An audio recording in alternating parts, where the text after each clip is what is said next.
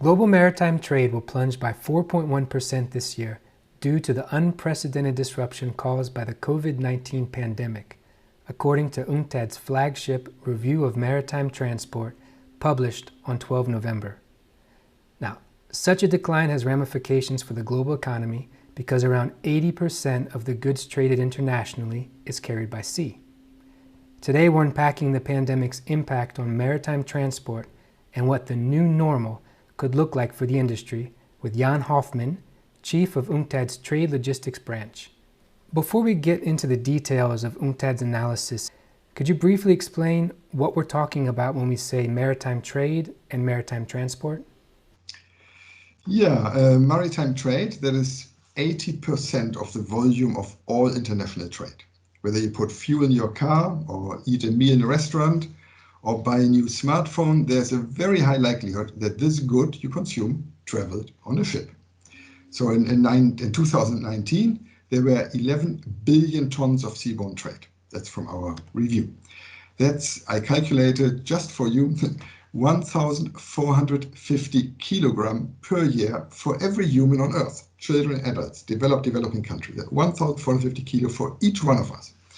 So a lot of this is actually not a final produced product we consume, but this includes iron ore shipped from Brazil to China to build your smartphone, or fertilizer from Malaysia to the Netherlands to grow your tulips, or a wide range of big and small components that are shipped across oceans to be assembled in your new car. So maritime trade really includes both the final product and also the raw materials and components along the supply chain. So some more numbers perhaps of interest. So in 2020, there are 98,140 ships in our database. Those are manned by about 2 million seafarers and other seagoing personnel. In terms of maritime trade, developing countries have a growing share in both loaded and unloaded goods, imports and exports. Or loaded are the exports and unloaded the imports.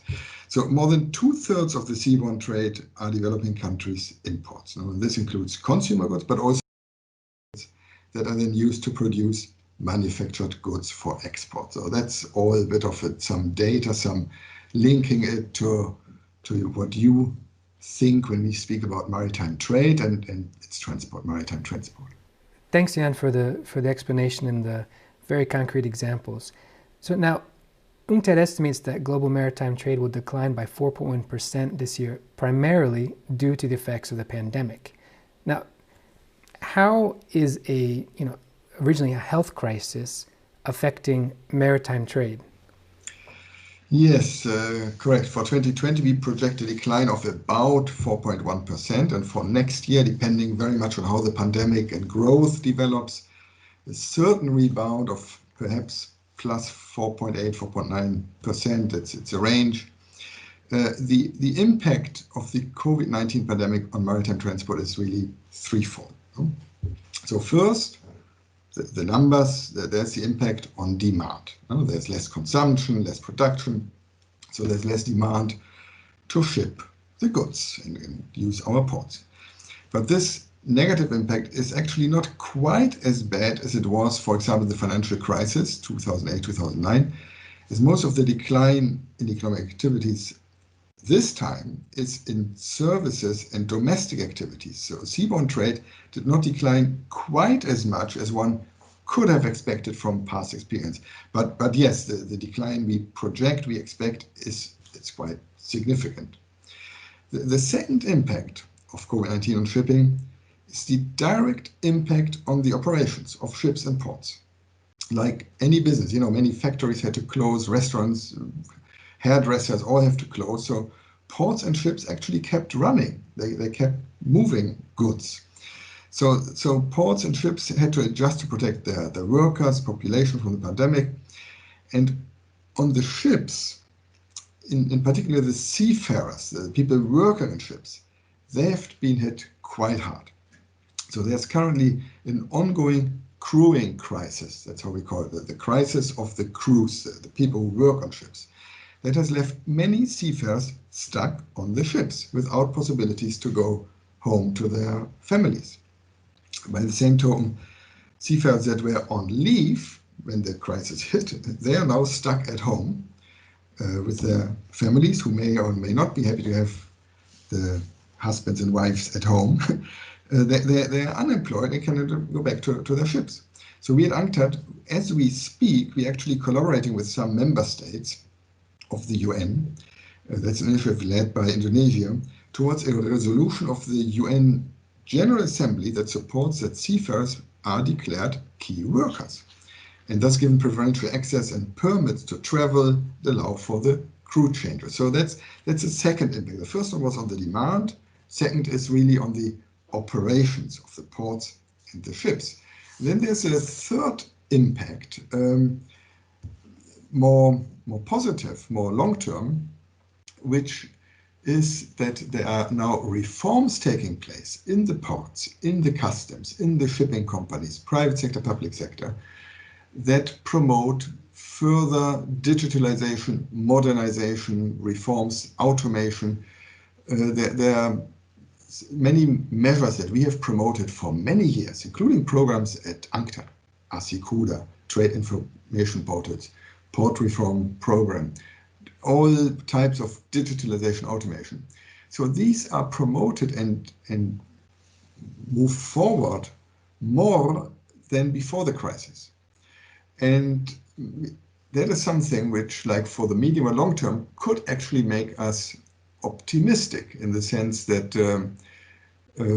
once and if and when we hope that the economy rebounds, the ports and shipping and customs are actually ready to move even faster and smoother to transport our maritime trade. Now, Jan, you've said that UNCTAD expects maritime trade to see positive growth in 2021. Right now, many parts of the world are living through a second wave of the pandemic. So would you say that ports, carriers, and other players in the industry are better prepared right now than they were for the first wave? I think so. And I actually think we have made our little contribution to this. We have a number of projects where we were lucky we could jump on a rolling train with ongoing projects, which I just explained earlier. Now this push towards more digitalization reform. So with ASICUDA, with trade facilitation, with transport, with port reforms, we have really helped countries to go for those reforms. And now one way to put it, in a maybe catchy phrase, we need to lock in the progress made during lockdown. No? So there has been progress made, and once you have invested and built the capacity to be faster, to be better connected, that's definitely something positive. There's in this context, one point I really want to highlight. When you talk about these reforms, and especially thinking about a pandemic, a health crisis, people present or show a balance as if there was a trade-off between either facilitating trade or protecting the population from illicit trade or under-declaration or weapons or drugs or the pandemic. In reality, all the programs and measures we are proposing, we also have a 10-point action plan that was already before the review, but we very much work along those lines also in our RMT. So all the measures we propose, and also all the measures that are included, for example, in the WTO Trade Facilitation Agreement, they all achieve both. If you take pre-arrival processing, electronic submission, electronic payment, single windows, more transparency, automation, risk management, all these measures help achieve both. They make trade and transport easier, and they protect the population. I think this is something where we really hope to see, and we think we see, a positive development, and think that our member countries have seen this. So that's one point in terms of the impact, whether the industry is ready. Second point, when you ask what would it mean, like what is this new normal, there has been talk about more local procurement, more near-shoring. we don't really know yet, or at least I don't know. I see more a diversification. So you don't want to depend on only one supplier, be it of goods or be it of shipping services or ports. You really want to diversify. That is one of the ways you can have a more resilient supply chain. And a third point I want to highlight is really the need for coordination, the mutual recognition of standards, of not protecting only your population. If everybody limits the export of certain goods or uses trade facilitation or the opposite of trade facilitation, like obstacles to protect only your population, then in the end the whole benefit as much as it should. So there's a need also for coordination in transit, in information exchange, in mutual recognition, authorized economic operators, a number of solutions. So I think, yeah, this is among the actions that make the industry more ready. We hope they are more ready now after the pandemic for, we hope, a revival of the economy and, again, positive growth of seaborne trade. And now, besides focusing strongly on the impact of the pandemic, the report provides data on performance indicators for international seaborne trade and the maritime sector. What are some of the key trends for 2020? Yeah, no, really, we have a wealth of data. And apart from, in this review, focusing a lot on what does the pandemic mean, what could be the implications, we continue our regular updates on the fleet, on the port traffic, and we have actually some additional parts this year, which I find particularly interesting. We have a number of novel indicators about the ports, including from our own UNCTAD port management program, where we have access to data from the ports that are members of the network. You can really have raw data that is shared with us confidentially, so we don't always report about individual ports, but a lot of interesting insights. And we have data from other data providers on port calls, on the time ships spent in port. So, for example, we see that container ships spend 3 times less time in port than a dry bulk carrier. And you can look up your country's data in our review and in our online statistics. So you can really see how long do dry bulk carriers, oil tankers, container ships, ferries, how long do they spend in my country's ports? And when we analyze this data, here we do see, to some extent, a trade-off.